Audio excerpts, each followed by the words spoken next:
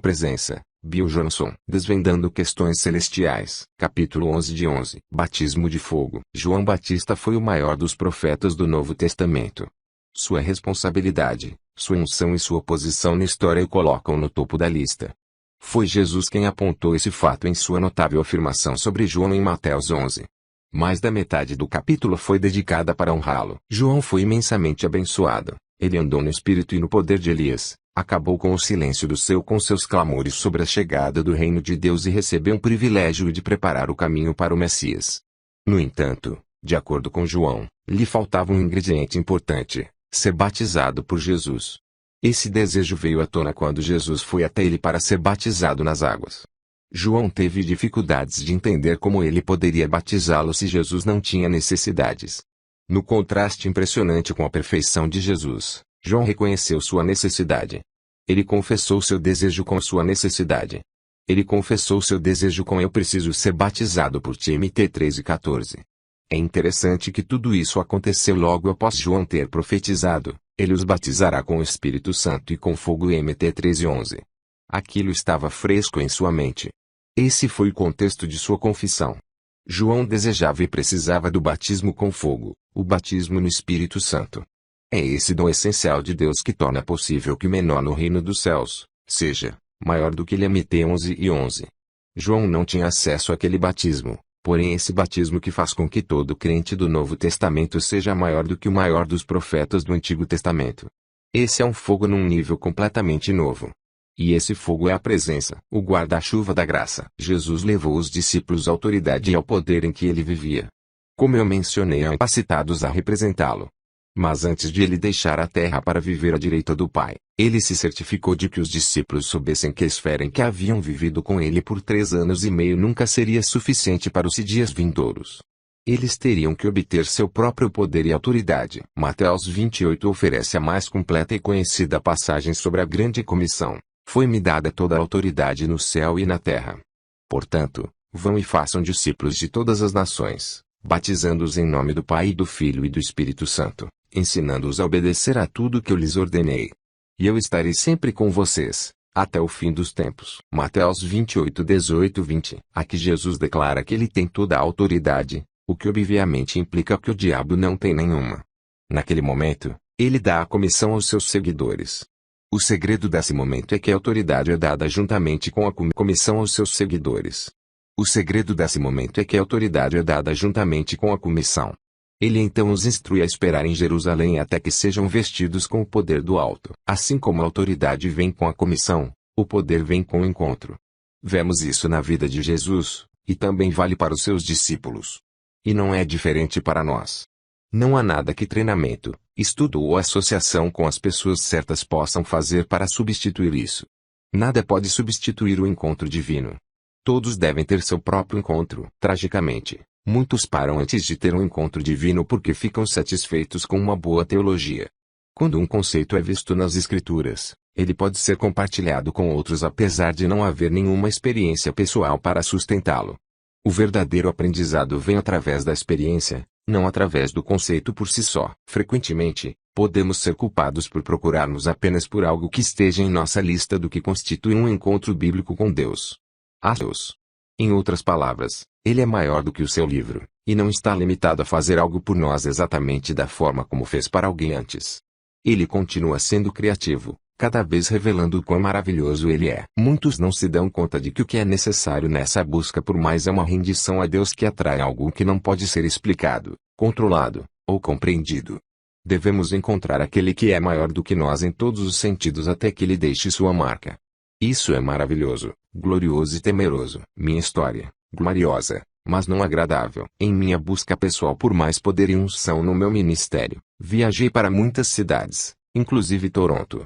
Deus tem usado minhas experiências nesses lugares para me preparar para encontros transformadores em casa. Certa vez, no meio da noite, Deus respondeu às minhas orações por mais dele, porém, não da forma como eu esperava.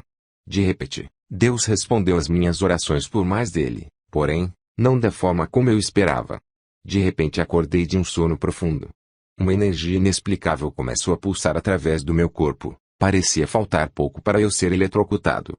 Era como se eu estivesse ligado a uma tomada com 1000 volts de eletricidade passando pelo meu corpo.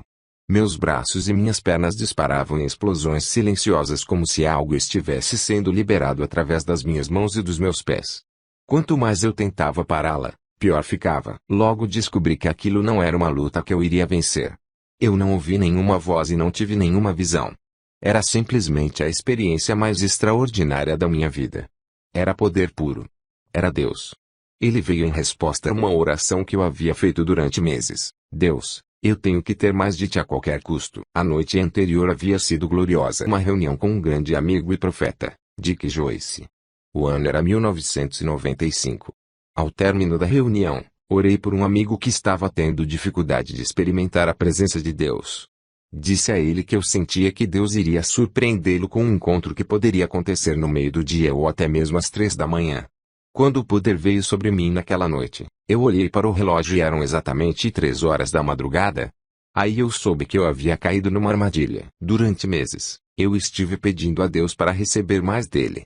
Eu não tinha certeza de como era a maneira correta de orar, e também não compreendia a doutrina por trás do meu pedido. Tudo o que eu sabia era que eu estava sedento de Deus. Era o meu clamor constante dia e noite. Aquele momento divino foi glorioso, mas não agradável. A princípio, eu fiquei envergonhado, apesar de que eu estava naquela condição. Enquanto eu estava ali deitado, tive uma imagem mental de mim diante da minha congregação, pregando a palavra como eu amo fazer. Mas me vi com os braços e as pernas agitados como se eu tivesse sérios problemas físicos. Depois, a cena mudou. Eu estava caminhando na principal rua da minha cidade, em frente ao meu restaurante favorito, e novamente meus braços e minhas pernas se moviam descontroladamente. Eu achava que ninguém acreditaria que aquilo havia vindo de Deus. Lembrei-me de Jacó e seu encontro com o anjo do Senhor. Ele mancou pelo resto de sua vida. E depois pensei em Maria, a mãe de Jesus. Ela teve uma experiência com Deus que nem mesmo seu noivo acreditou, porém a vinda de um anjo o ajudou a mudar de ideia. Como consequência, ela deu luz ao Cristo. E depois carregou um estigma pelo resto de seus dias como a mãe. Aquilo então estava se tornando claro para mim. O favor de Deus sob a perspectiva da terra às vezes parece diferente da perspectiva do céu.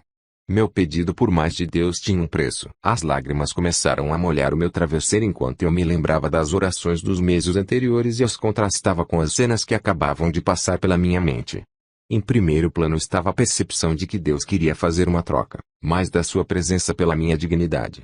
É difícil explicar como saber o propósito de um encontro como esse. Tudo o que posso dizer é que simplesmente se sabe.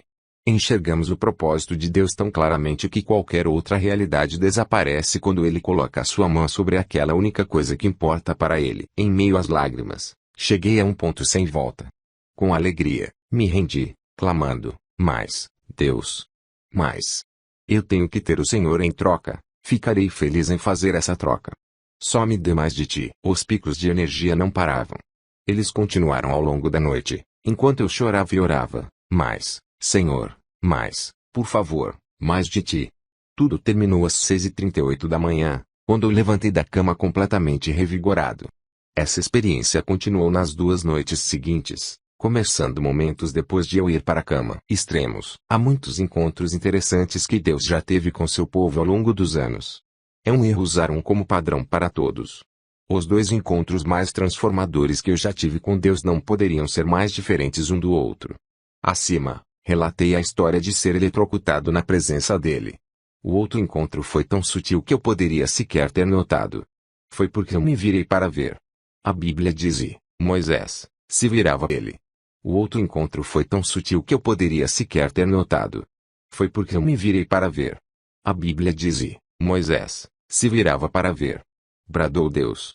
Minha sarça em chamas era um versículo que o Espírito Santo destacou para mim. Eu parei e meditei sobre ele, buscando o que Deus poderia estar dizendo. Era maio de 1979, e nunca mais fui o mesmo desde então. Começou com algo pequeno, como uma semente. Mas tem crescido continuamente, tendo um impacto tremendo sobre como eu penso e vivo. Foi Isaías 61:19. Onde Deus me mostrou o propósito e a natureza da igreja. Seu encontro com Deus pode causar uma inveja santa em mim. Não é saudável julgar o que Deus fez em mim ao comparar com o que Ele fez em você. Na experiência eletrizante que mencionei acima, eu não sabia se algum dia iria levantar da cama no ano normal. Esse, é claro, não foi o caso. Entretanto, eu só soube disso depois do fato, após ter dito sim a qualquer custo. O importante não é o quão intenso o encontro com Deus é, mas quanto de nós ele apreende na experiência, e quanto da sua presença ele pode confiar a nós. Jesus manifestou um estilo de vida, como o homem, que é intensamente prático e não pode mais ser evitado ou considerado inalcançável. É possível carregar a presença do Espírito Santo tão bem de forma que o Pai seja revelado a este planeta órfão. Isso satisfaz a busca pelo propósito divino muito bem.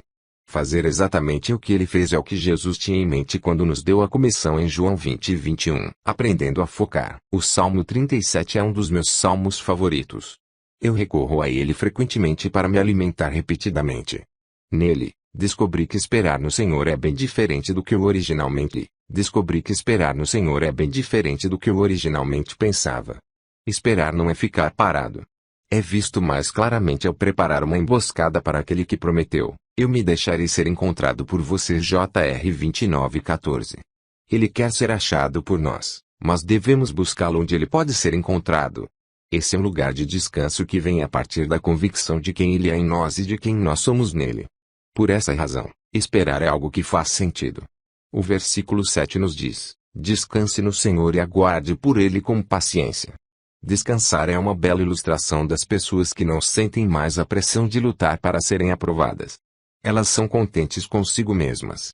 Antes de sermos salvos, tentamos adquirir uma identidade que nos faça ser aceitos.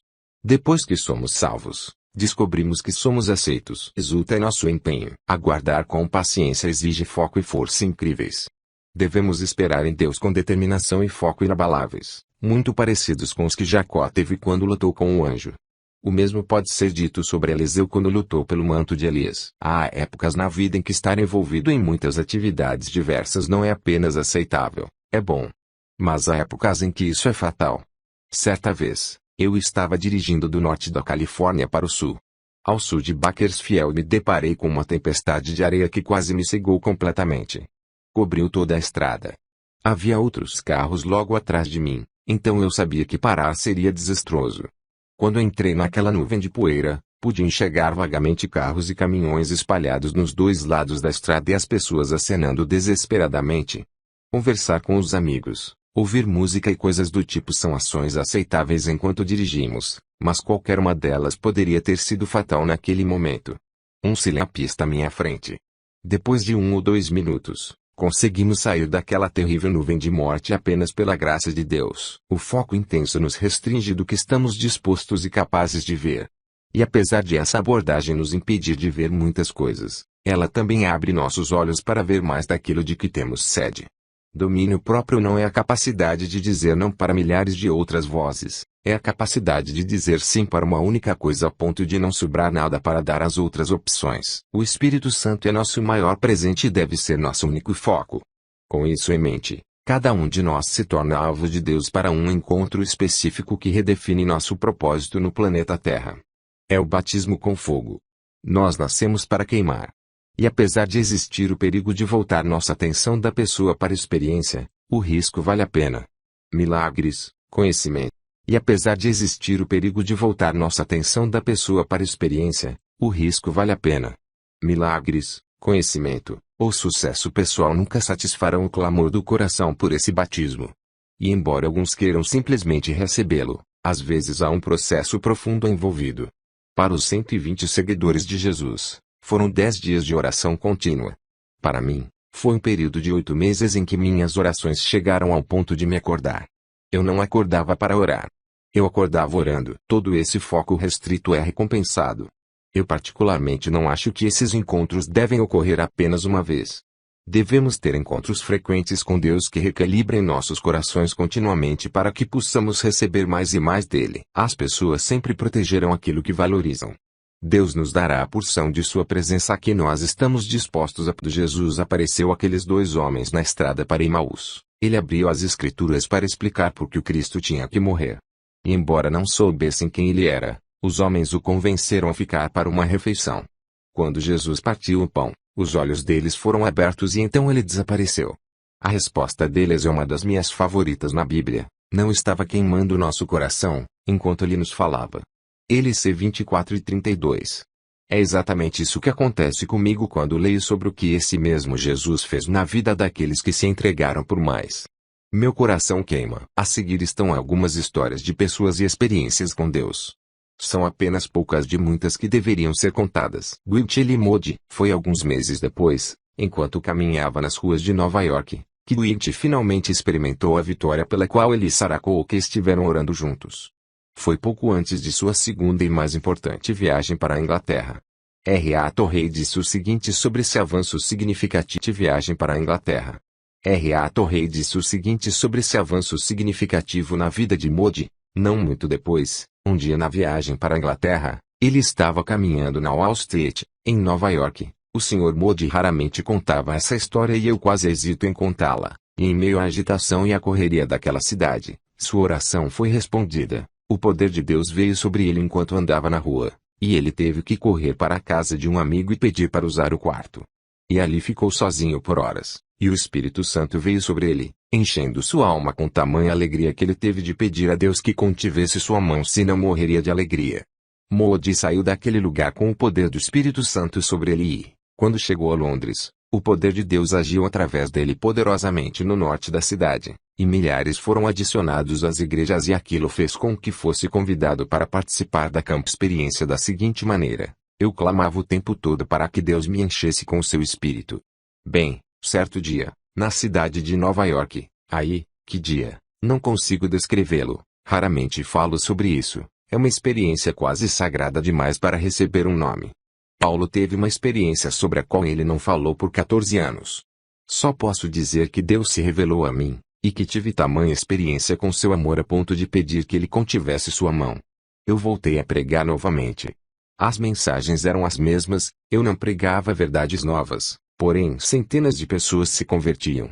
Eu não voltaria para onde eu estava antes dessa experiência abençoada mesmo que me desse um mundo todo. Seria como pó sobre a balança. 11. Evan Roberts. Durante certo período, Evan estava buscando e encontrando um relacionamento íntimo com Deus. Willie Rapella Muriá havia aconselhado o jovem Evan a nunca faltar às reuniões de oração, porque se o Espírito Santo descesse, ele o perderia. Então, Evan frequentava fielmente o culto de segunda noite na Moriá, o de terça na Pisgah, o de quarta na Moriá e quinta e sexta ia a outras reuniões de oração, além da escola bíblica.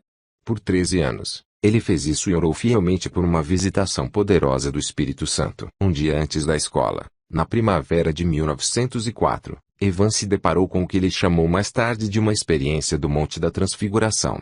O Senhor se revelou de uma forma tão maravilhosa e extraordinária que Evan ficou cheio de temor divino. Depois disso, ele tinha períodos de tremores incontroláveis que causaram preocupação à sua família. Durante semanas, Deus visitava Evan todas as noites. Quando a família dele o pressionava para contar as experiências, ele somente dizia que era algo indescritível. Quando chegou perto da época de entrar no segundo grau na Newcastle Inn, ele teve medo de ir, porque estava com medo de perder os encontros com o Senhor. Naquela época, uma convenção estava acontecendo a alguns quilômetros da faculdade, num lugar chamado Blenheim. Um evangelista chamado C. Joshua liderava as reuniões. Na manhã de quinta-feira de 29 de setembro de 1904, Evan Roberts e outros 19 jovens, inclusive seu amigo Sidney Evans, compareceram à reunião. No caminho para aquele local, o Senhor tocou naqueles jovens e eles começaram a cantar: está vindo, o poder do Espírito Santo. Eu recebo, o poder do Espírito Santo. Durante a reunião das 19 horas, Evan foi profundamente tocado e se rendeu completamente no fim do culto. Quando Sr. Joshua disse: Senhor, Evan foi tocado de forma que não ouvia mais nada. Depois, testificou que o Espírito de Deus sussurrou para ele: isso é o que você precisa. Dobra-me, Senhor, ele clamou. Mas o fogo não desceu. Na reunião das 21 horas, o espírito de intercessão estava movendo sobre a congregação com grande poder. Evan estava explodindo para orar. Então o Espírito de Deus lhe disse para orar publicamente. Com lágrimas rolando em seu rosto, ele começou a clamar: dobra-me, dobra-me, dobra-me, dobra-nos. Daí, o Espírito Santo desceu sobre ele com um batismo poderoso que o encheu do amor do Calvário e de amor pelo Calvário. A mensagem sobre a cruz naquela noite ficou tão marcada no coração de Evan que o grande avivamento que ele ia ajudar a liderar não teria nenhum outro tema. A partir daquela noite, Evan Roberts passou a focar não teria nenhum outro tema. A partir daquela noite, Evan Roberts passou a focar num único pensamento: a salvação de almas. Historiadores se referem àquela noite como a grande reunião de Blaine-Nash. Durante uma madrugada, um pouco depois de tudo aquilo, o companheiro de quarto e melhor amigo de Evan, Sidney Evans, entrou no quarto e viu face dele brilhando com uma luz santa. Admirado, ele perguntou o que havia acontecido. Evan respondeu que tinha acabado de ter uma visão de todo o país de Gales ascendendo ao céu. E depois profetizou: nós veremos o avivamento mais poderoso que este lugar já conheceu, e o Espírito Santo está vindo agora mesmo. Devemos nos preparar. Devemos ter uma pequena banda e sair por todo o país pregando. De repente, ele parou e, com olhos fixos em seu amigo, lhe perguntou: você crê que Deus pode nos dar 100.000 almas agora? Enquanto estava sentado numa igreja, Evan teve uma visão em que alguns de seus amigos e outros jovens lhe diziam: vai a esse povo. Ele disse: Senhor, se essa é a sua vontade, eu irei. Então a capela se encheu de uma luz tão ofuscante que ele quase não conseguia enxergar o ministro no púlpito. Ele estava profundamente perturbado e quis ter certeza de que aquela visão era de Deus. Ele consultou seu tutor, que o encorajou a ir. 12. Mel Tari. Em meados da década de 60, Tari estava sentado em sua igreja presbiteriana enquanto as pessoas oravam, quando de repente o Espírito Santo encheu o lugar. Todos começaram a ouvir o som audível de um vento forte e veloz enchendo o salão. O alarme de incêndio da vila começou a soar e os bombeiros locais correram para o prédio. A igreja estava coberta por chamas, mas não queimava. Muitos foram salvos naquele dia. Muitos foram salvos naquele dia. O que começou com algumas dezenas de pessoas impactaria todo o mundo. 1. Os Profetas de Cevenas. Século 17. Os Profetas de Cevenas na França são um estudo de caso interessante sobre o derramamento do Espírito Santo em massa. Deus iniciou um avivamento em Cevenas quando, em 1688, uma menina de 16 anos, Isabel Vincent, começou a entrar em êxtase, tremer, desmaiar e citar versículos que sequer conhecia, além de profetizar. Às vezes, ela cantava ou pregava enquanto dormia. Ela impactava muitas pessoas, levando-as ao arrependimento. Dezenas de pessoas da vila onde ela morava receberam dons proféticos e, quando a notícia se espalhou, visitantes correram para o local. Muitos em Cevenas passaram a ter visões angelicais, e algumas vezes eram levados a reuniões secretas através de luzes no céu. Palavras de conhecimento específicas eram comuns, e todos tinham sede por santidade. O povo orar, e suas reuniões eram marcadas por uma espontaneidade incomum e por uma adoração exuberante e demonstrativa. Manifestações físicas da presença de Deus também eram presentes em muitos crentes. 14. Os morávios de Ehrenhut da Saxônia eram um grupo de cerca de 300 refugiados que viviam na propriedade do conde Nicolaus von Zinzendorf quando, em 1727, um grande derramamento do Espírito Santo desceu.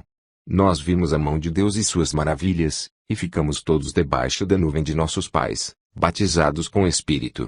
O Espírito Santo veio sobre nós e grandes sinais e maravilhas aconteceram em nosso meio naqueles dias.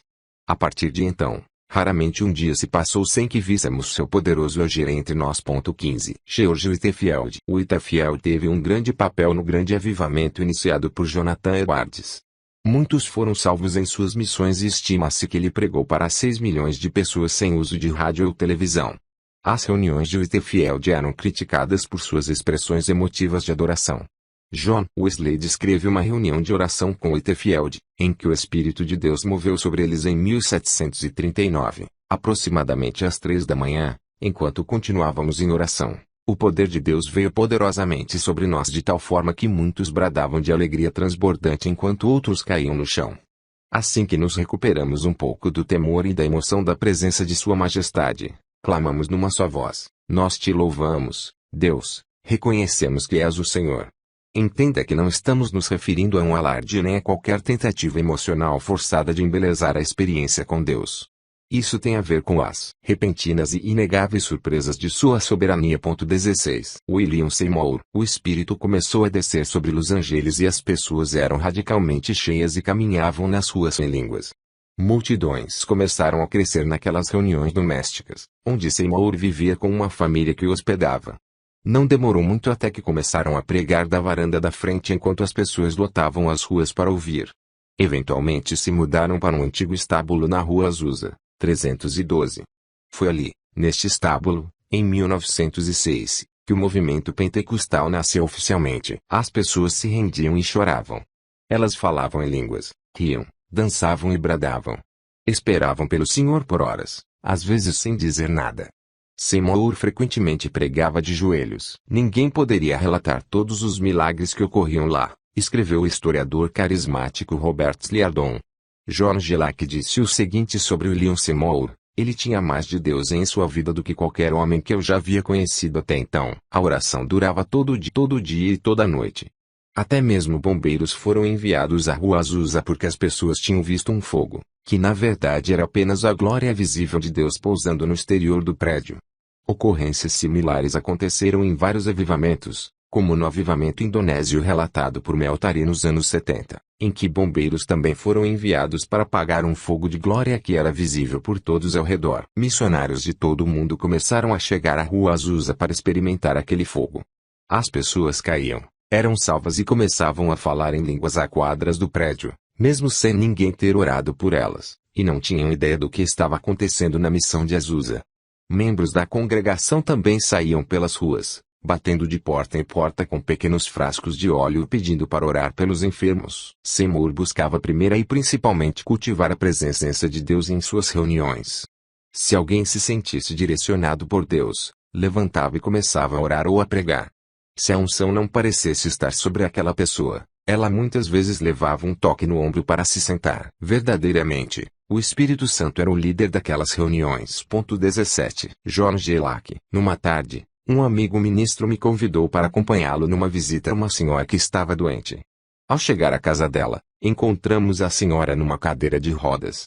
Todas as suas articulações estavam inflamadas com reumatismo. Ela estava naquela condição há 10 anos. Enquanto meu amigo conversava com ela, preparando-a para receber oração e ser curada, eu me sentei numa cadeira no outro lado da sala. Minha alma estava clamando a Deus num anseio profundo demais para pôr em palavras, quando de repente parecia que uma morna chuva tropical estava caindo sobre mim. Quer dizer, através de mim. Meu espírito, minha alma e meu corpo, sob aquela influência, foram levados a uma calma profunda que eu jamais havia sentido. Meu cérebro, que sempre era tão ativo, ficou perfeitamente tranquilo. Um temor da presença de Deus repousou sobre mim. Eu sabia que era o Senhor. Alguns instantes se passaram, eu não sei quanto. O Espírito disse: eu tenho ouvido suas orações, tenho visto suas lágrimas. Você agora está batizado com o Espírito Santo? Então correntes de energia começaram a fluir em meu ser desde o topo da minha cabeça até a sola dos meus pés. Os choques de energia aumentaram em velocidade e voltagem. Enquanto aquelas correntes de energia passavam através de mim, elas pareciam vir sobre a minha cabeça, correr pelo meu corpo e passar para o chão através da cabeça, correr pelo meu corpo e passar para o chão através dos meus pés. A energia era tão grande que meu corpo começou a vibrar intensamente de forma que se eu não estivesse sentado numa poltrona tão funda, acho que teria caído no chão. Naquele momento, observei que meu amigo estava me chamando para que eu fosse até lá me juntar a ele em oração pela mulher enferma. Em sua concentração, ele não havia notado que algo estava acontecendo comigo. Eu me levantei para me juntar a ele, mas meu corpo tremia tão violentamente que eu tinha dificuldade de atravessar a sala e, principalmente, de controlar o tremor das minhas mãos e dos meus braços. Eu sabia que não seria sábio colocar as minhas mãos sobre a mulher, já que eu poderia acabar sacudindo-a. Ocorreu a mim que era necessário apenas tocar a ponta dos meus dedos no topo da cabeça dela, pois assim as vibrações não a sacudiriam. Eu fiz isso. Imediatamente as correntes de poder ela que estava enferma. Ela não falou nada, mas parecia maravilhada com o efeito em seu corpo. Meu amigo, que estava de joelhos enquanto conversava com ela, com muita seriedade se levantou dizendo: vamos orar para que o Senhor cure a senhora agora. Ele a pegou pela mão e, no instante em que as mãos dele se tocaram, um flash de poder dinâmico passou por mim e pela enferma, e como meu amigo estava segurando a mão dela, o choque de energia passou para ele também. A corrente no corpo dele foi tão forte que fez com que ele caísse no chão. Ele olhou para mim com alegria e surpresa e, pulando de pé, disse: glória a Deus, John, Jesus acabou de batizá-lo no Espírito Santo. Então, meu amigo pegou aquela mão aleijada que estava parada por tantos anos.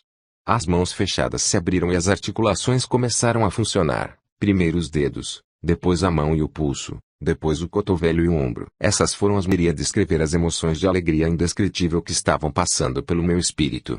Quem poderia compreender a paz e a presença de Deus que emocionavam a minha alma?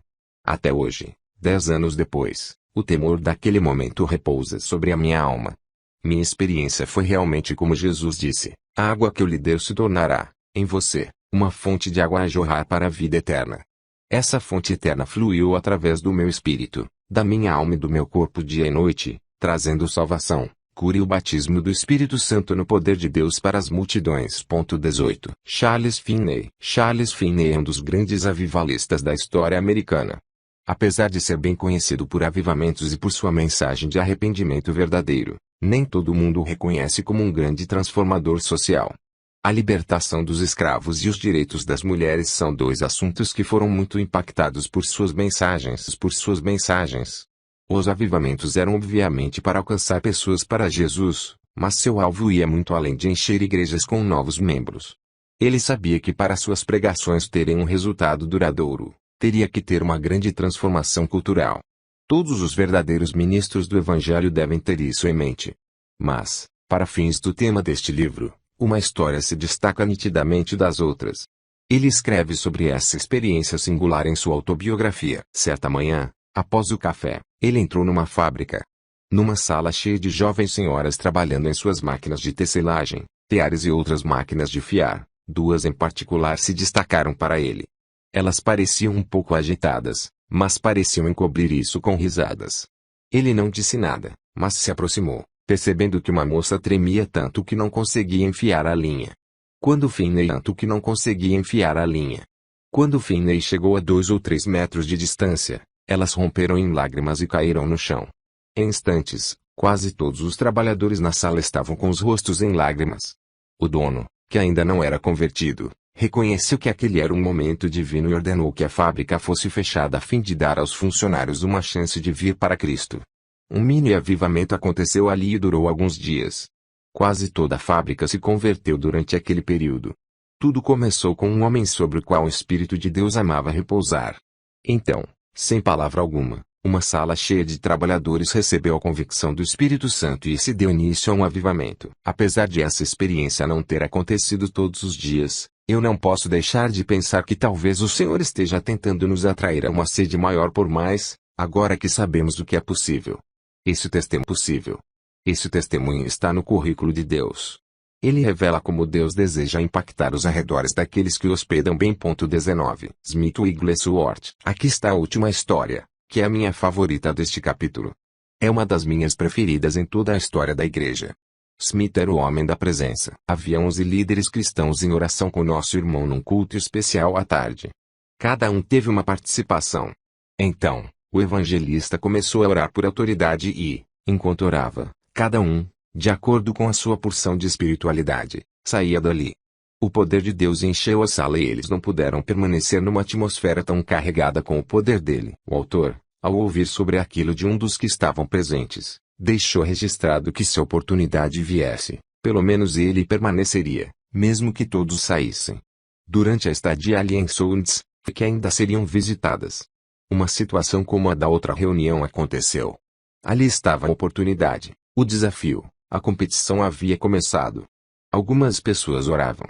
Então Wigglesworth começou a levantar sua voz e, por mais estranho que pareça, o êxodo começou. Uma influência divina começou a encher o lugar. A sala se tornou um lugar santo. O poder de Deus começou a pesar muito.